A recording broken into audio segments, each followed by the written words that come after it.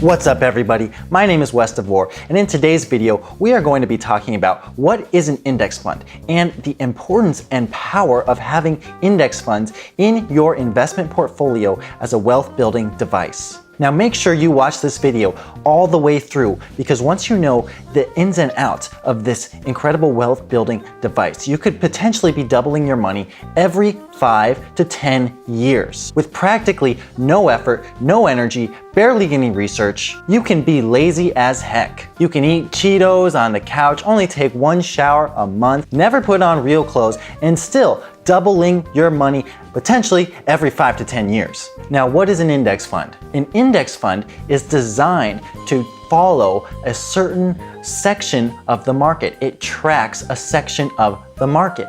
In other words, an index is the measurement of a section of a stock market, and an index fund is a fund that it's designed to mimic that section of the stock market. So particular indexes are the S&P 500, the global S&P 100, Dow Jones Industrial Average, and the NASDAQ. In fact, when most people talk about the stock market, they are usually referring to one of these indexes. So index funds that you can purchase are constructed to hold the same stocks in the same proportions that they are in the index that you are tracking. So if the average stock price of those 4 companies go up by 10%, your investment also goes up by 10% with practically no fee. So instead of researching and picking individual companies to invest in, with one click you can immediately own a fraction of every single company in the S&P 500. In fact, with one click you can own a fraction of every single publicly traded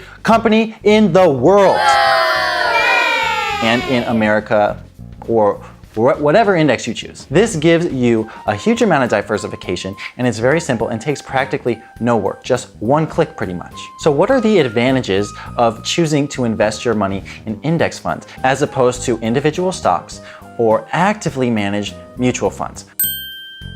They are passively managed. That means you don't have to pay managers to manage them. You don't have to pay professional stock pickers to pick them for you, because the computers just model the index, and the computers, they don't require that much money. So the algorithm doesn't require that much money, so that's why the fees are so low. The average annual expense ratio for index funds is 1/100th to 3/100ths of 1%. You don't have to pay brokers commissions to sell and trade individual stocks. You can essentially own every single publicly traded company in America and or in the world with literally just a few clicks. This gives you amazing diversification and basically takes very little energy, very little research. Another great advantage is you don't have to keep up with competitive trends in the marketplaces that you are invested in. That's because your investments are so well diversified and balanced. Research has shown time and time again that even professional stock pickers fail to consistently outperform the market year after year. Sure, some years they may greatly outperform the market, but other years they may underperform the market, and other years they may just do as well as the market. What these studies have shown is that over time, professional stock pickers basically do just about as well as the market, except exceptional people such as Warren Buffett. But if you have enough money to invest with Warren Buffett, good job. Now, with dividends reinvested and adjusted for inflation, the S&P 500 generally returns about 7% a year. Companies such as Vanguard, Schwab, and Fidelity have all developed index funds that track all kinds of various indices. So for example, if you invest in Fidelity's S&P 500 index fund and the S&P 500 goes up by 7% that year, then your investment will also go up by 7%. Now, there is something called tracking errors, and a tracking error is the margin of difference between the index fund's performance and the actual market index performance, but I have found these to be fairly insignificant. Okay, everybody, so let's compare Fidelity's 500 index fund investor class, that's the index fund that tracks the S&P 500, and let's compare that with the Fidelity Mutual Fund Contra Fund. Now, as you can see right here, in the past 3 months, Contra Fund has outperformed the S&P 500 index fund with Fidelity. The Contra Fund has grown by 5.21%, and Fidelity's S&P 500 index fund has grown 4.71%.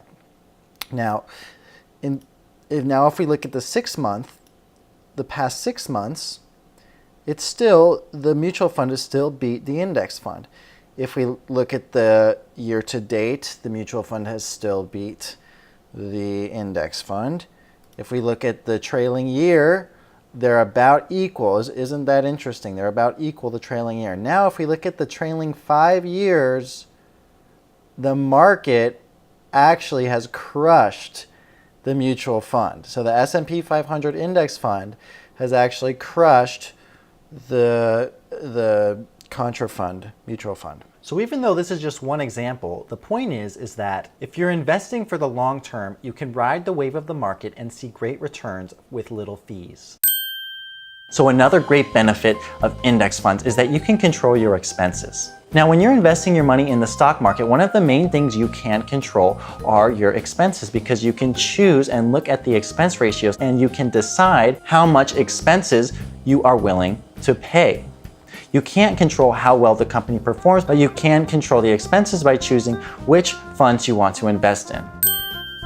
Index funds are extremely cheap. So with index funds, you can access every single publicly traded company in America from anywhere between 1/100th of 1% to 3/100ths of 1% annually. Compare that with an average annual expense ratio of most actively managed mutual funds, which range from 0.5 to 2.5%. Let's look at an example of how much money you can save using passively managed index funds compared with actively managed mutual funds. Say you have $100,000 invested in an index fund with an expense ratio of 0.01%. That means for your investment to be in that index fund, you pay $10 for every $100,000 invested.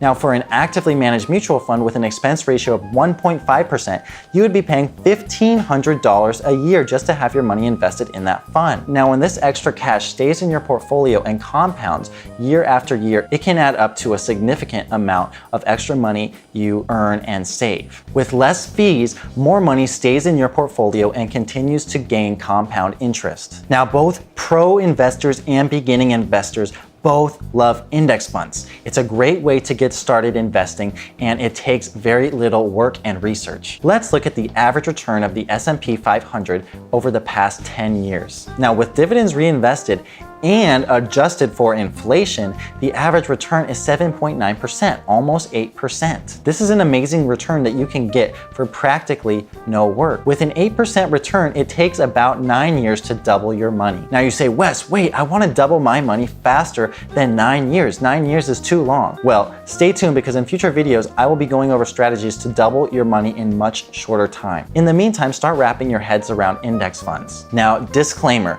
investing in index funds is a long-term strategy. It's not a get-rich-quick scheme. Tomorrow, the market could plummet and crash and you could lose a lot of money. However, if you're in it for the long haul, historically the market has gone up by 7% a year. So since the market can crash at any time, if you're saving up for a major purchase, such as a house in the next 6 months to a year, you probably shouldn't put that money in the market. However, if you are in it for the long haul, you can potentially weather any storm and also double your money every 5 to 10 years. The amazing part is that with a little guidance, building a portfolio of index funds is very easy. It only takes a few clicks.